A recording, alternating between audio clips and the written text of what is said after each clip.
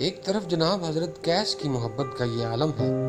تو وہ لیلا کی گلی میں سے گزرنے والے کتے کا اتنا احترام کر رہے ہیں، اس کے لیے چادر بچھا رہے ہیں،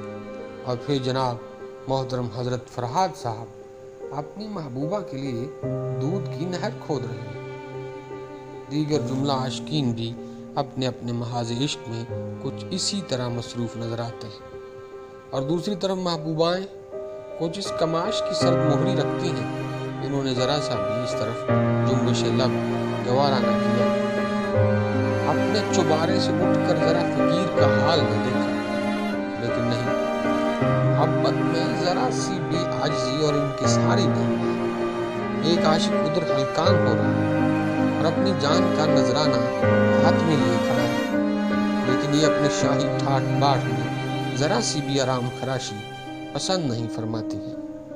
یہ کیسی محبت ہے جس میں محبوب کی طرف سے ذرا سی بھی امید نہیں کہ وہ محبت کا کچھ تو بھرم رکھے گا۔ یہ فرط محبت کس کام آئی جب شیریں صاحبہ کو پتہ چلا کہ ایک کوہ کن آپ کے عشق حاصل میں اسی نہر میں کود کر جان دے چکا ہے۔ وہ اٹھی اور فرط محبت میں